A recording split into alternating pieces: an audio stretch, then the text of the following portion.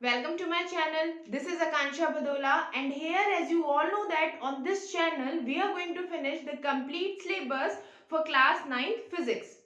We have already started chapter number 1 motion. हम पहले ही chapter first motion start कर चुके हैं and हमने बहुत सारे topics को पहले ही discuss कर लिया है.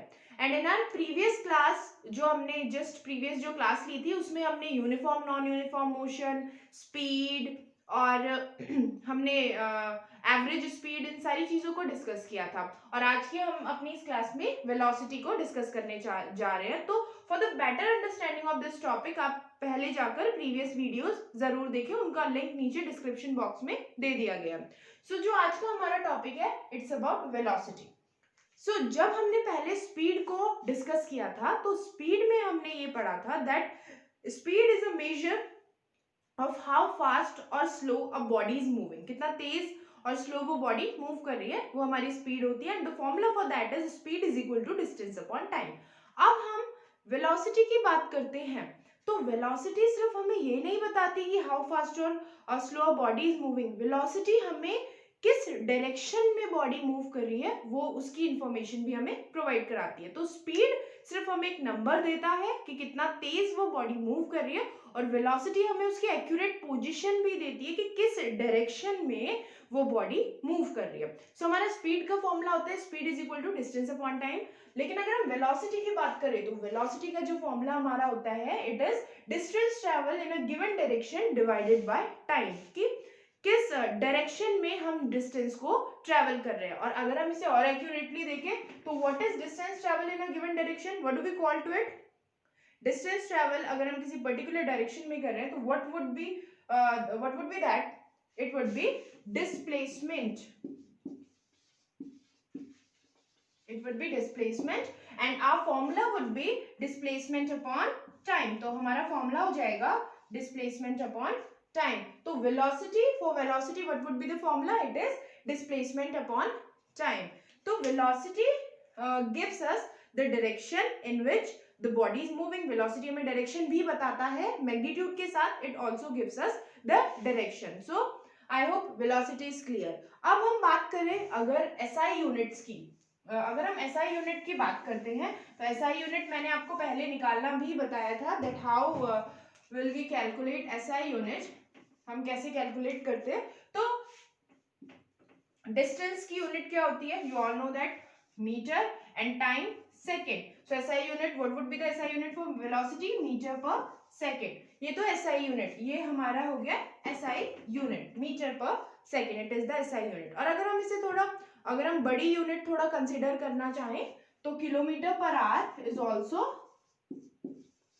The unit for velocity. ठीक है, metre per second SI unit. अगर आपसे एग्जाम में SI यूनिट पूछा जाता है then you will say metre per second. और दूसरा अगर बिगर आपसे यूनिट पूछी जाती है तो it will be kilometre per hour. तो SI यूनिट सिर्फ मीटर पर सेकेंड ही रहेगी. So I hope it is also clear. तो ये हमने पढ़ा वेलोसिटी और उसकी SI यूनिट के बारे में. अब आपसे अगर कोई पूछे that what is the difference between speed and velocity, कि स्पीड और वेलोसिटी के बीच का क्या डिफरेंस होगा.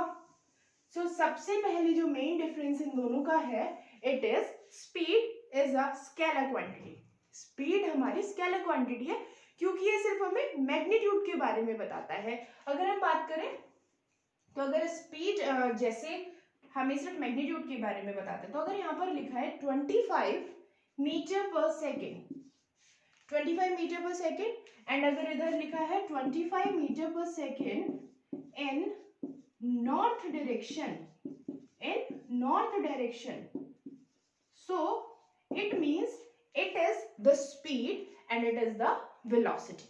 ये हमारी स्पीड है और ये वेलोसिटी है. स्पीड हमारी स्केलर क्वांटिटी है because it is only giving us the magnitude, but velocity is a vector quantity because with magnitude it is giving us the direction also. All right, so speed is scalar and velocity is a vector quantity. तो ये इन दोनों का difference है. सो I hope यहाँ से आपको clear हो गया होगा that 25 metre per second only is the speed and 25 metre per second in north direction is the velocity. So I hope it is also clear. अब हम वेलोसिटी से रिलेटेड एक न्यूमेरिकल देखेंगे. Okay, is a car covers a distance of 100 kilometer from point A to point B in 2 hours. On reaching point B, it again comes back to point A in 2 hours. Find its average speed and average velocity. Alright, so question देख लीजिए आप क्या है एक बार कि car travel करना start करती है from point A, it reaches to point B और डिस्टेंस कितनी है उसने कवर जो डिस्टेंस की, it is 100 kilometre in 2 hours. 100 kilometre उसने कवर किया 2 आवर्स में. Okay, and then it again come back to point A again in 2 hour. फिर से वो बी जो कार जहां पर बी पर पहुंची थी वो दोबारा ए पोजीशन पर वापस आई फिर से 2 आवर्स में. तो अगर हम एवरेज स्पीड की बात करें, अगर हम एवरेज स्पीड की बात करें, what was the formula for average speed? Total distance covered upon total time taken. कि जितनी उसने टोटल डिस्टेंस कवर की और जितने टोटल टाइम में की, तो टोटल डिस्टेंस कितनी कवर की, ए से बी पर जब हो गया 100 and then again when it came back from B to A, B से वो दोबारा आया, then 100 plus 100 and time period जाने में भी उसको 2 आवर्स लगे और वापस आने में भी उसको 2 आवर्स लगे. So it would be 200 divided by 4. Then what is the answer? 50 kilometer per hour. 50 kilometer per hour is our average speed. समझ आया ना आपको?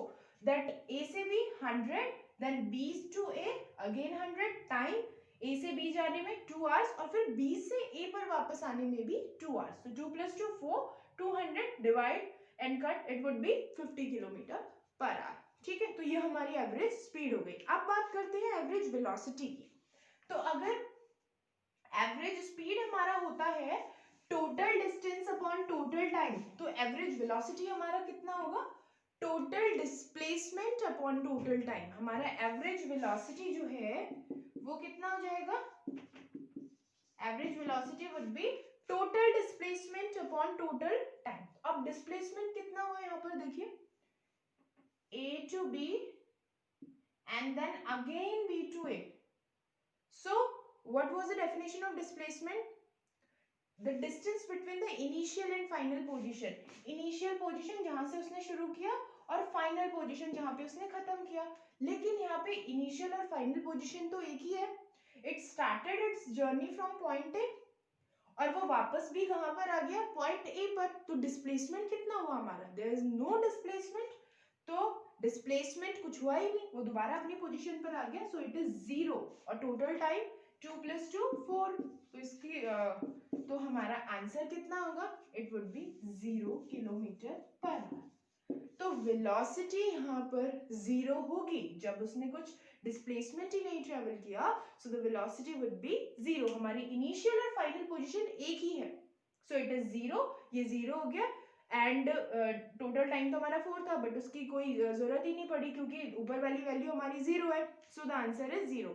So average velocity in this case is 50 kilometre पर, सॉरी एवरेज स्पीड जो हमने इससे पहले निकाली थी वो कितनी आई थी हमारी 50 किलोमीटर पर आवर, और हमारी एवरेज वेलोसिटी क्योंकि डिस्प्लेसमेंट कुछ है ही नहीं, so it is 0. So I hope this is clear to you. और इस बात से, इस न्यूमेरिकल से हमें ये समझ आया that it is not always necessary that the speed and velocity are always equal. ऐसा नहीं कि स्पीड और वेलोसिटी का मैग्नीट्यूड हमेशा बराबर रहेगा, सिर्फ डायरेक्शन का फर्क होगा कि स्पीड में डायरेक्शन नहीं होती और वेलोसिटी में डायरेक्शन होती है. लेकिन यहाँ पर हमने देखा इस न्यूमेरिकल की मदद से कि वैल्यू भी दोनों की अलग अलग हो सकती है. ठीक है, वैल्यू भी अलग अलग हो सकती है. जैसा कि इस केस में हमारा हुआ कि A से B और B से A जब वो वापस आया तो उसका डिस्प्लेसमेंट और उसकी एवरेज वेलोसिटी दोनों ही कितनी थी, 0. तो हम इसका मतलब हम इस न्यूमेरिकल से ये समझे कि स्पीड और वेलोसिटी दोनों का मैग्नीट्यूड अलग अलग हो सकता है, जैसा कि इस केस में 50 और 0. सो आई होप ये न्यूमेरिकल से आपको ये कॉन्सेप्ट समझ आ गया होगा और आपको पूरा न्यूमेरिकल भी समझ आ गया होगा. So I hope you enjoyed today's class. आपको आज की क्लास में मजा आया होगा और हम अपनी नेक्स्ट क्लास में एक्सेलरेशन को डिस्कस करेंगे और एक्सेलरेशन से ही रिलेटेड हम कुछ न्यूमेरिकल्स देखेंगे.